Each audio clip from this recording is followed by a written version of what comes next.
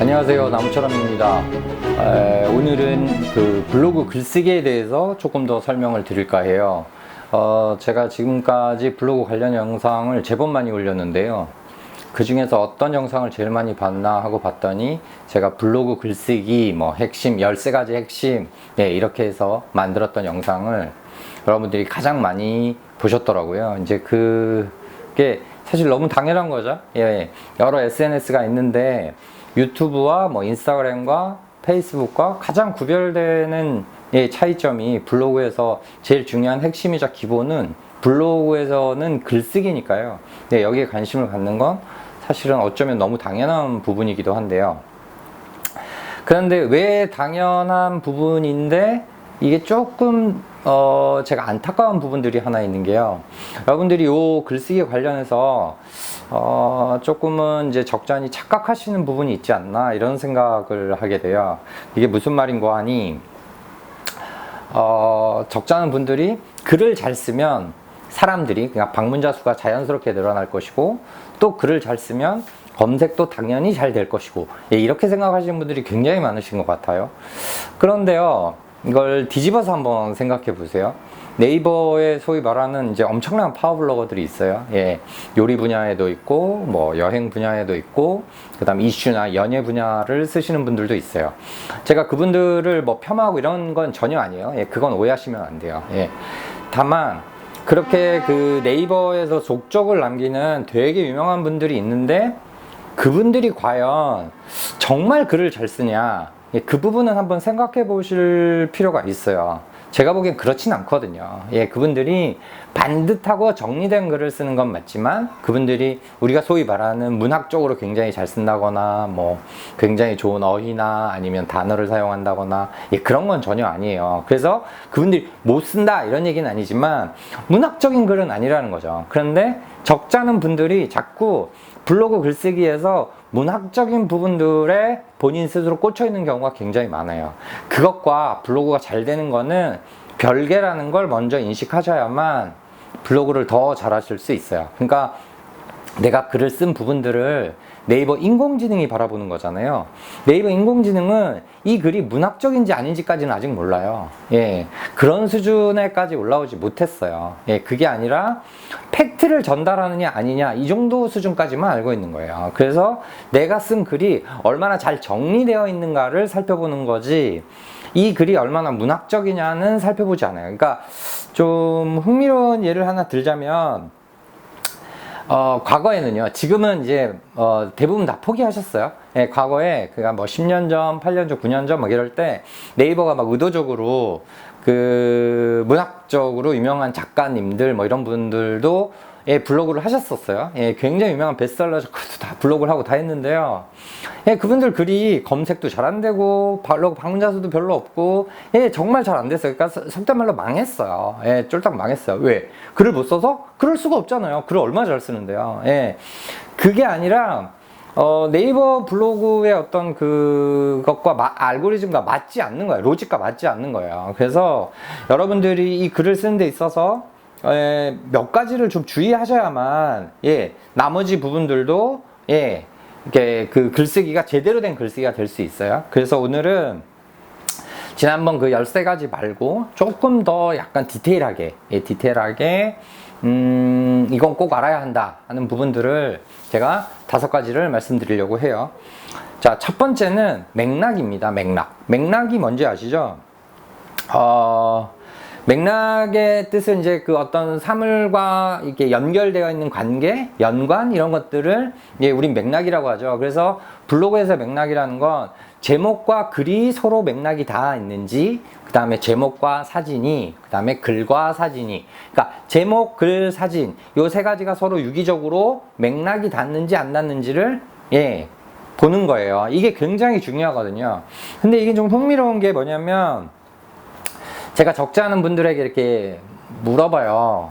다른 사람 글을 보여줘요. 이 글이 맥락이 있는 것 같아요? 없는 것 같아요? 하면 너무 잘 알아세요. 그러니까 100% 다 맞춰요. 아, 이건 맥락이 있네요. 없네요. 다 맞추는데 본인 글만 못 맞추는 거죠. 본인 글은 뭔가 약간 쉬이나 봐요. 그래서 맥락이 있는지 없는지를 전혀 모르는 거예요. 그러면서 이제 문제가 생기는데요. 이걸 이제 복잡하게 생각하지 않고 제가 제일 간단하게 말씀드리면 이런 부분 같아요. 길게 쓰면 쓸수록, 길면 길수록 글의 맥락을 갖추기가 어려워져요. 길게 쓴다는 얘기는 자꾸 내 글이 어딘가로 샛길로 빠져나가는 거예요. 샛길로. 그러니까 내가 A라는 맛집을 갔다 왔으면 A란 맛집은 어떻고 A란 맛집의 메뉴는 어떻고 요 정도를 쓰셔야 되는데, 이게 내가 뭔가 말이 많아지고 얘기를 많이 하고 싶어요. 그래서 만약에 A란 맛집에서 내가 햄버거를 먹고 왔는데 햄버거에 얽힌 나의 온갖 스토리를 다 얘기하는 거죠. 내가 미국에서 햄버거를 먹었을 때 어땠고, 프랑스는 어땠고, 전라도에 갔을 땐 어땠고, 또 뭐는 어땠고, 우리 집안 사람들하고 같이 먹을 땐 어땠고, 친구랑 먹을 땐 어땠고. 이게 너무 말이 많아져 버리면 맥락을 벌써 잃어버려요. 네이버 인공지능이 헷갈리는 거예요.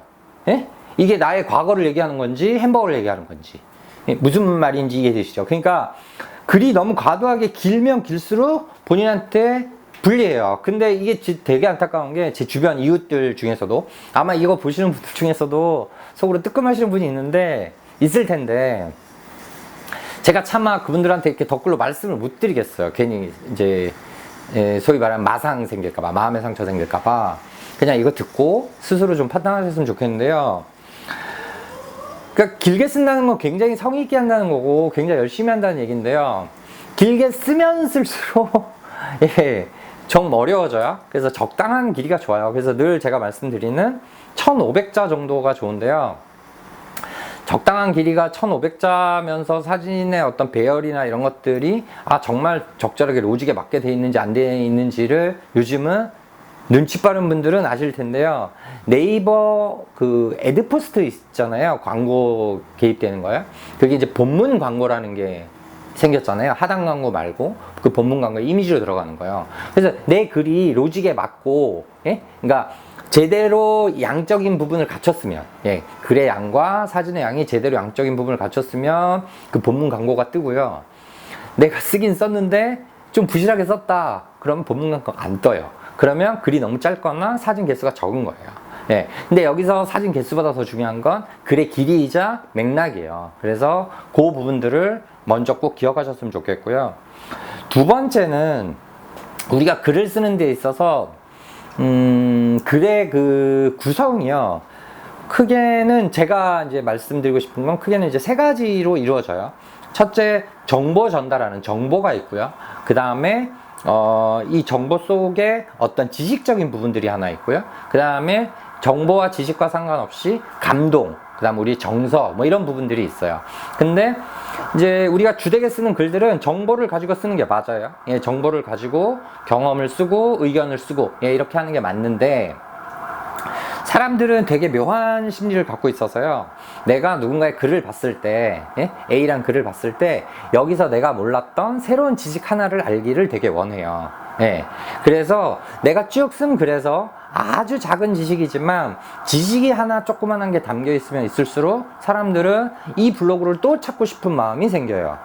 무슨 말인지 이해되시나요? 그러니까 제가 좀 전에 햄버거 예를 들었는데요. 만약에 제가 이제 햄버거 가게를 갔다 왔어요. 근데 저는 햄버거를 먹을 때도 이렇게 케찹을 뿌려서 먹는 걸 좋아해요. 그러면 이게 맥락에 문제가 있으니까 아까 앞전에 말씀드린 것처럼 이 다른 지식을 또 지식 자랑한다고 너무 많이 쓰시면 맥락도 안 맞고 사람들은 지겨워해요. 그런 건 싫어해요. 그런 건 싫어하고, 내가 만약에 100의 글이 있다면 이 100의 글 중에 딱 1% 정도만 깨알 지식을 넣어주시면 좋아요. 그래서 예를 들면 지금 이제 햄버거 얘기를 했는데요. 우리가 일반적으로 잘 알고 있는 그 토마토 케첩 있잖아요. 토마토 케첩의 원조가 어딘지 아시나요? 이제 뭐 많은 분들이 적잖은 분들이 미국이 원조다 아니면 뭐 영국이 원조다 이렇게 저렇게 말씀하시는 분들이 많은데요. 케찹의 원조는 중국이죠. 중국에서 세계 최초로 만들어졌고, 생선 젓갈 같은 거예요. 그게 이제 영국에서 옛날에 수입을 한 거고, 영국에서 미국으로 건너가는 차원에서 그걸 계속 먹고는 싶은데, 이게 이제 케첩을 중국에서 점점 너무 비싸게 받고 뭐 이러면서 스스로 이제 제작해서 만들고, 그러다 보니 생선 대신 신맛이 나는 토마토를 쓰고 뭐 이런 식의 얘기들이거든요. 그래서 이것도 너무 과하게 쓰는 게 아니라 제가 지금 말씀드린 정도.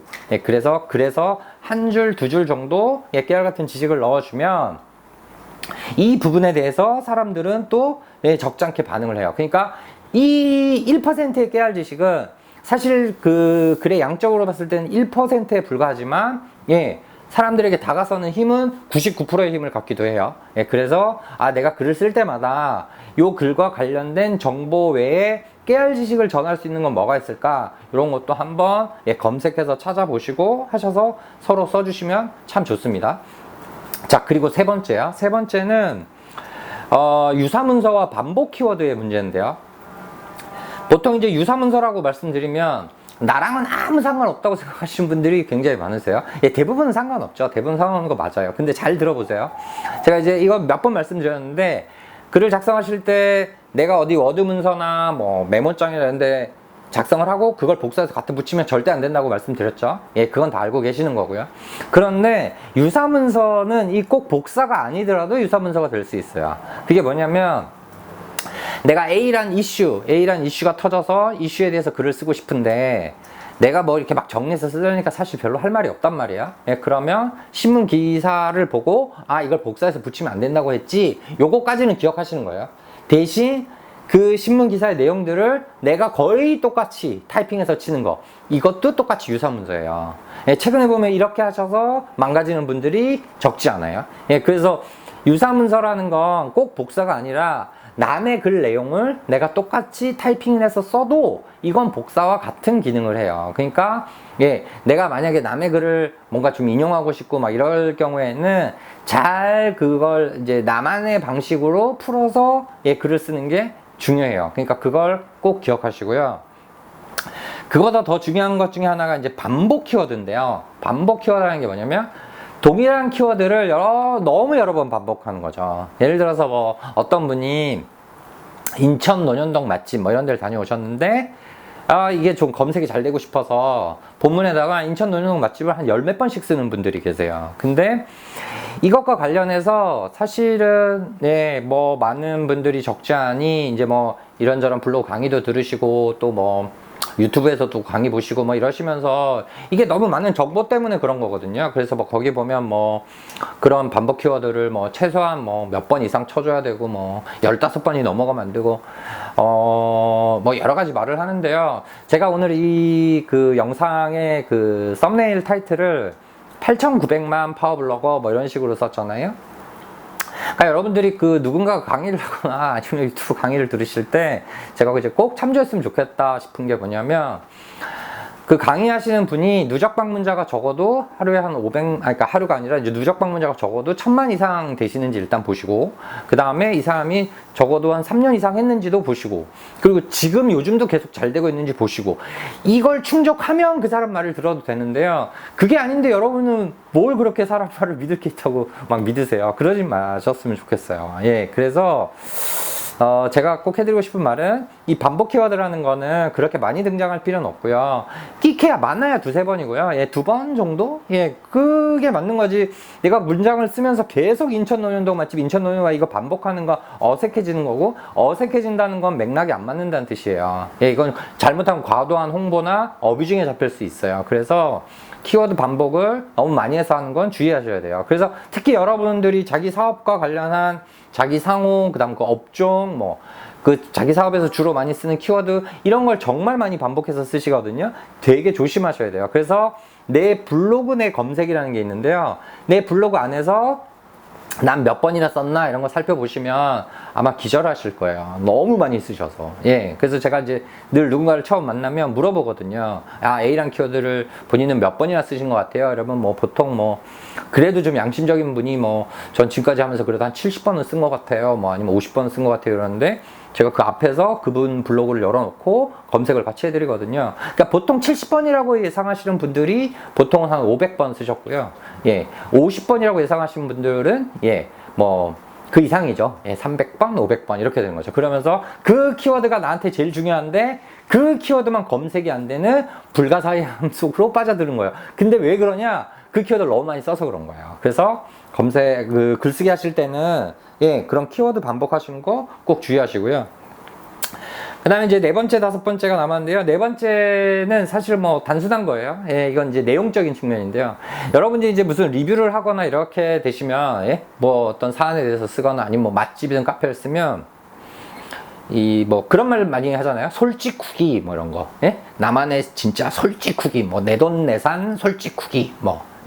너무 솔직해서 뭐 욕먹을지도 몰라요. 이렇게 쓰시잖아요. 그래서 뭐 갔더니 뭐 더럽게 맛없다고도 말씀하시고 뭐 불친절하고 뭐 이래서 하여튼 엄청 비판적으로 쓰신단 말이에요. 근데 그게 굉장히 멋있는 거라고 생각하시는 분들이 계세요. 물론 때때로 솔직하게 쓰는 거 너무 중요하죠. 근데 여러분이 이렇게 상상해 보세요. 매번 내가 만약에 맛집 포스팅을 하는데 10개 중에 9개를 전부 다 그 맛집을 비난하는 포스팅을 올리시잖아요. 아무도 안 와요. 예, 이 블로그 들어와봤자 욕만 할 거고 그 집 가지 말라는 얘기인데 그럼 그 집 이름만 한번 보고 고개 끄덕하면 되지 그 내용을 뭐 하러 봐요. 아무도 안 봐요. 근데 맛집 소위 말하는 파워블로그 들어가면 여러분들이 뭐 자꾸 그 사람들은 뭐 홍보야 어쩌고 저쩌고 하는데요. 그건 여러분이 알 길이 없는 거고요. 예. 들어가 보면 그렇게 막 비난조로 글 쓴 사람들은 거의 없어요. 그러니까 그걸 하시면 안 돼요. 뭘 하시든. 그러니까 여러분이 비판 의식을 가지고 쓸 수 있는 건 정치 사회적인 부분이지 그 외의 부분들을 잘못해서 뭐 솔직후기 뭐 이러면서 막 썼는데 막 그 되게 웃긴 게 막 이런 거 있어. 내가 하는 일은 뭐든지 다 좋아 이렇게 쓰면서 남이 하는 일은 뭐든지 다 나빠. 예, 그러면 그 블로그만 점점 이상해지고 우스워져요. 그런 블로거 중에 잘 되는 블로그를 제가 여지껏 본 적이 없어요.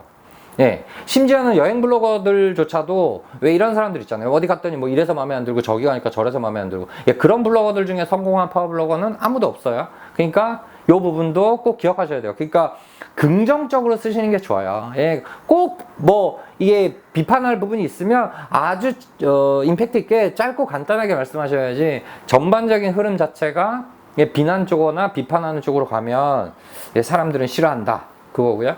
마지막으로 이것도 늘 하는 말 중에 하나인데요. 내 글이 더 반짝반짝 빛나려면 반드시 그 글에 댓글이 달려야 해요. 최소한 4-5개는 달려야 해요. 내가 만약에 어떤 A란 블로그를 가서 글을 읽고 너무 감동받았어요. 와, 이 사람 어떻게 이렇게 글을 잘 쓰지? 정보에, 깨알 지식에, 감동에, 예? 의견에, 예, 경험에 너무 완벽한 글인데 보니까 댓글이 하나도 없어. 근데 심지어 또 방문자도 없어. 그럼 갑자기 글이 이상해 보여요. 예. 근데 방문자 없는 것까지는 좋은데, 그래도 이 글에 누군가가, 야, 이 글 너무 멋있네요. 이러면서 댓글이 한 3-4개 있잖아요. 예, 그러면 되게 다른 거죠. 근데 뭐, 물론 영혼 없는 댓글 이런 거 말고요. 진짜 제대로 읽은 댓글이요. 예, 그러면 이 댓글이 어떻게 하면 달리냐? 제가 앞서도 언급했지만 내 글을 잘 쓰면 와서 달아줄 거야. 예, 그런 건 없어요. 예, 그런 건 없어요. 제가 아까 그랬잖아요. 예, 우리나라에서 정말 유명한 베스트셀러 작가도 블로그 하면 예, 댓글이 하나도 안 달려요. 예, 그게 글을 못 써서가 아니고요. 글은 너무 좋은데 서로 소통하지 않으면 안 달려요. 그러니까 내 블로그에 댓글 달리고 싶으면 내가 먼저 가서 쓰는 게 맞아요. 예, 예. 난 근데 그런 건 싫고 와서 댓글 써줬으면 좋겠다. 그러려면 한 15년 열심히 하셔서 완전 파워블로거가 되시던가. 예, 그게 아니면 그냥 블로그를 때려치시던가. 예, 둘 중 하나입니다. 그래서 오늘은 이게 어쩌면 더 실질적인, 지난번 13가지보다 어쩌면 더 실질적인 5가지 내용에 대해서 말씀드렸고요. 오늘 이 내용들을 꼭 글쓰기 하실 때 잘 반영하셨으면 좋겠고요. 무엇보다도 지난번 그 13가지 핵심을 아직 못 보신 분들은 이번 기회에 그것도 꼭 보셨으면 좋겠어요. 그리고 오늘 제가 말씀드린 부분들은 제발 좀 달달 외웠으면 좋겠습니다. 모두 파워블로그 되십시오. 감사합니다.